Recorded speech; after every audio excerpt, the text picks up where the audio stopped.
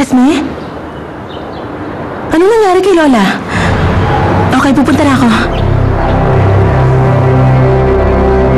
Nabalitaan mo na siguro muntik na mawala sa atin yung railroad project. Oo, alam ko na yan. Nalaglag yung cheque, ewan ko kung saan. Basta pinirmahan ko yung cheque dala ni Lautaro. Tama ka na niya, pero hindi ko maintindihan, hindi ka man lang sumagot sa messages sa tawag namin sa'yo. Ano bang ginawa mo doon, ha? Kalokohan. Pinuntahan ako ni Renata. Dinala niya yung contract sa restaurant. At kung ano ang pumasok sa utak ko. Like? Anong like? Sabihin mo na, kilala kita. Ano bang ginawa mo, ha? Dinala ko siya sa sailboat pero umalis siya. Buti na lang at umalis siya kasi para akong mababaliw sa babae niya. Huwag mo akong i-judge, ha? Hindi ko gagawin yun sa'yo, pero ang tingin ko kasi ang laki na sinusugal mo dito. Para sa isang babae hindi naman karapat-dapat. Well, pero iba si Renata. Siya pa nga ang nag-reject sa akin. Mas mag-focus ka sa mga importanteng bagay. Sa company natin, more or less, kaya pa naman lahat. Sa cash flow, we need more deals. Ayusin mo ang focus mo. Yun lang hinihingi ko sa'yo. Okay pare, sige. Pero ngayon ko lang uli nagawa ito after 20 years at hindi ko alam kung bakit. Gawan mo yan ng paraan. Kung hindi, ikaw lang masasaktan. Nakuha mo? At magsisisihan mo to. Nangyari na to sa'yo, Lorenzo. I-recall mo yun. Hindi! Uuwi na ako! Alisin niyo ako dito! Sino ba may sabing dalhin niyo ako dito? Ako nagdala sa inyo, Nanay Gracia. Nakita ko kayo nakabulagta sa side niyo. Ka talaga okay lang ako. Ay, hindi kayo okay. Sabi gusto ko na umuwi sa bahay. Laki ng pampatula. Huwag niyo ako Sige, patuturuan ko talaga kayo. Hawak sa akin. Kakasuhan ko kayo sa ginagawa niyo. Umuwi na ako sa bahay. Huwag naman ganyan. Sino kakasuhan niyo, Nanay Gracia? Esmeralda. Huwag na ho kayo mag-alala. Umuwi ka na, Vanessa. Tatawagan na lang kita. Ako na lang tatawag. Okay, ikaw ang bahala. Sige na, sige na. Salamat. Ano ba? Ano ka rin tayo? Nakala niya niligtas niya ang buhay ko? Hindi ko pa talaga oras kaya hindi pa ako mamamatay. Hindi niya ako niligtas. Huwag niyo nang sayangin ang lakas ninyo. Kakailanganin niyo yan ngayon. Dali na natin siya sa emergency room. I-examine ka nila, ha? Ay, doktora! Yes, Esmeralda? Baka naman pwedeng yung alin yon. Para ko na kasi siyang ina. Baka pwede ikaw tumingin sa kanya. Anong nangyari? Diabetes kasi siya eh. Pero hindi siya maalaga sa sarili. Mukhang tumaas ang blood sugar. Sige, titingnan ko siya. Okay. Thank you, Doc. Esme!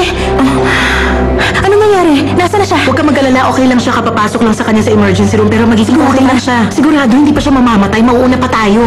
Ganito. Ano mo na lang ako hintayin? Gusto ko siyang makita. Hindi mo siya pwedeng makita. Pinakamahusay na doktor na ang tumitingin sa kanya. Wala akong pakialam doon. Gusto ko siyang makita. Lola ko siya. Renata, hindi nga pwede. Huwag ka makulit, okay? Sige na, hintayin mo na lang ako doon. Okay? Renata? Okay, fine. Ang kulit nito.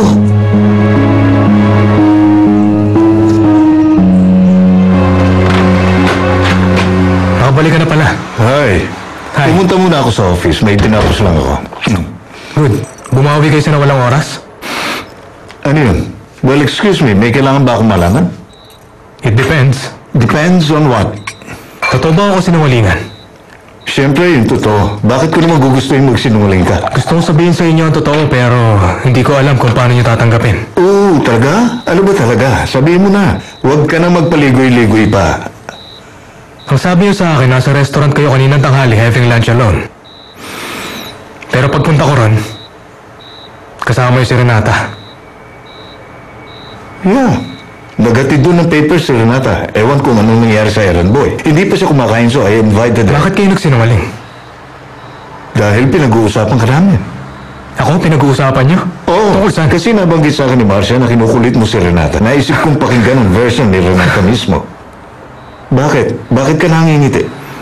Ako nagkakandarapan parang baliw sa paghahabol sa cheque at para maklose natin ang deal na yon, samantalang kayo may ginagawang interrogation behind my back. Ano ba? Huwag ka mag-overreact. Comment lang yun, hindi interrogation. Worried lang ako sa'yo. Nag-aalala ako na baka Hindi ma-distract ako ka. distracted. Saka, Hindi, ang maniwala kayo. inaalala ko, baka mawala ang focus mo sa trabaho. Hindi nga ako distracted, Dad. Okay nga ako makipag-deal kaysa sa inyo eh, kaya huwag. Masyado mo na akong Hindi ko binabastos. kayo binabastos. Worried ako kasi may relasyon ka na kay Martina and it's formal. Happy yun. At yun ang... Wala na kami ni Martina. What happened? Nag-break kami. Sabi niya, kaninang hapon. Ang sabi niya, gusto niya muna lumayo sa akin. Kung gusto mo ng payo ko, huwag mo siyang pakawalan. Maaaring hindi mo pa nare-realize pero ang magkaroon ng tulad ni Martina ay isang blessing. Believe me. Ang tulad ni Martina, tulad din ni Ma'am. Yes, mismo. Tulad ng mom mo. Actually, para kayong kami ng mom mo nung nagsisimula pa lang kami mag-date. Pupuntahan mo na ba siya? Yeah. Tama yan. Go, puntahan mo siya at mag-sorry ka at hindi dapat pinatatagal ang ganyan. At tungkol naman sa nangyari kanina, Huwag na, forget it. Okay na tayo. Isa lang ang request ko. Kung may tanong kayo sa akin, direkta nyo na lang tanong sa akin. Okay? Okay.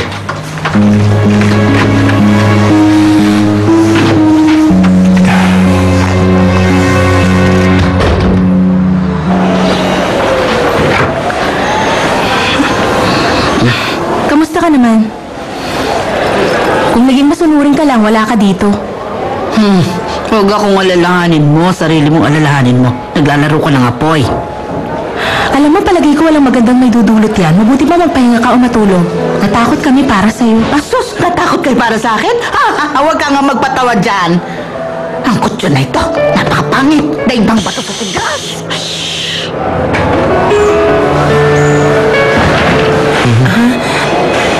Doon mo siya puntahan pagkatapos. Excuse Ha? Saan pwede makita si Dr. Figueroa? Hindi ako nagbibiro. Totoong natakot kami para sa'yo. Akala namin. Ano? Kala niyo sasama na ako kay kamatayan? Sorry na lang kay dalawa. Ang hirap mong kausapin, daig mo pa ang baliw. Humingi ka ng tubig, Lola. Bago ko iabot sa'yo ang baso. Tubig. Okay? Alam kong busy ka, Martina. Alam ko super busy ka ngayon dito, pero... kahit saglit lang, oh. Ang alam ko, wala na tayong dapat Pero pag-usapan. hindi pwedeng basta na lang tayo magkawalaan. Please naman, saglit lang. Okay, kailangan ko munang puntahan ng pasyente ko, then I will talk to you. Okay. Hintayin na lang kita dito. Esmeralda!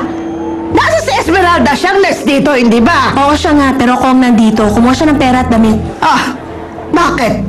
Lahat talaga ng luho ko at kung anong gusto ko, binibigay niya lahat ng pangailangan. Mukhang okay ka na ngayon ha. Umi-epekto na ang mga binigay sa yung gamot, pero ang salita mo, wala yung epekto sa gumaling na akin. ako agad. Kailangan lumakas na uli ang katawan ko dahil kailangan kitang pigilan sa pinaplano mong kalukuhan doon sa lalaki na si Oribe. Huwag mong simulan, please lang, wag. Ay, naku, napakasama talaga ng ugali mo. Napakatigas ng ulo mo.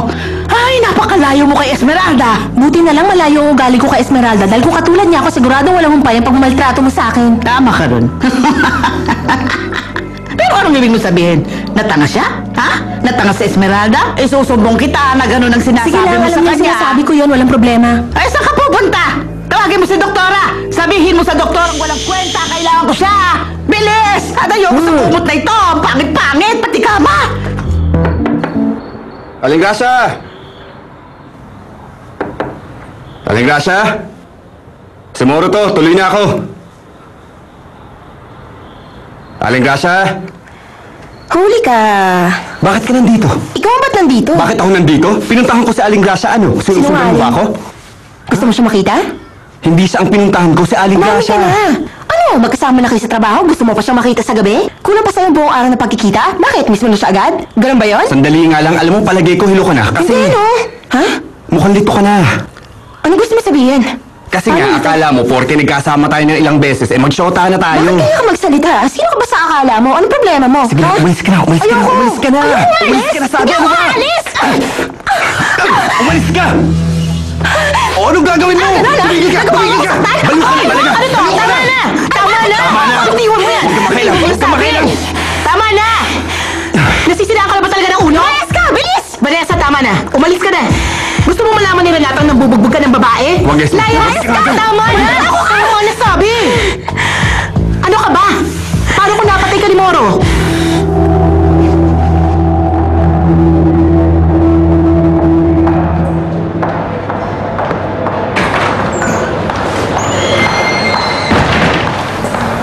Anong ginagawa mo dito?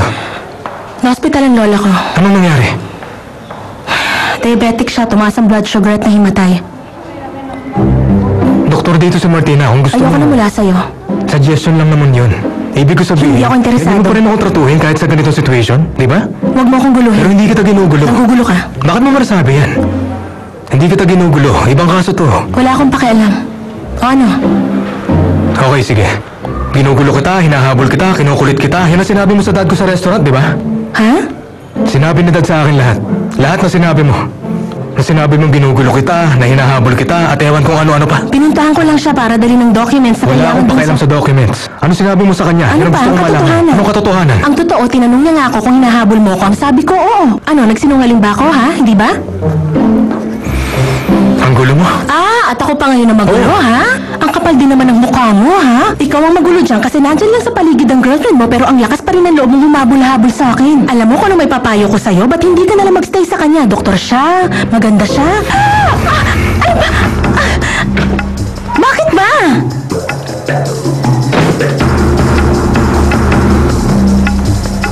Break na kami na Martina. Ngayon, magsabi ka ng totoo. Anong totoo? Yung hindi mo sinabi kay Dad. Kung anong nararamdaman mo sa akin, hindi mo yun sinabi, no? Bakit hindi mo sinabi yun? Anong dahilan? Takot kang mawala ng trabaho? Kung yun lang, madali kitang hanapan. Hindi Alam yung mo, problema. na yung utak mo, talo mo pa ang Talaga? adik, oo. Ba't mo ko iniiwasan? Kasi hindi kita gusto. Ilusyon lang lahat ng naiisip mo. Ang sabihin mo, parang laso ng namamagitan sa atin. Hindi ba? Once lumabas ang x-rays, malalaman na natin kung ano talaga. I'll take a look then, saka tayo mag-usap. Balikan kita, Cecilia. Tapusin ko muna to. Tsaka lang. Tumingin ka sa mata ko. Oh, eto. In love ka? Ewan ko ba kung bakit nagiging mahirap para sa akin. Lorenzo, andito ako ngayon sa office mo. Dala ko yung draft copy ng balance sheet. Asan ka? Saan ka pupunta? Kina Maria Herrera. Ano? Nabibiro ka ba? Pagod na ako sa katanungan. Gusto ko ng kasagutan. Sino yan? Si Lorenzo Uribe. Sigurado ko kulang talaga ang pera, 100 pesos Ano yun. ba? May nawawalang pera sa petty cash. Ngayon lang ito nangyari dito sa office. Anong problema? Bakit ka umiiyak? Wala. Alam ko lang kung sino gumawa nun. Ang kapatid kong kumuha ng pera. Okay lang ba kayo? Oo, okay lang. Meron na kami pinag-uusapan. Talaga? Sige. Sabi mo eh. Sigurado masasalita siya. Lagot na, napakadaldal pa naman ng babaeng yun.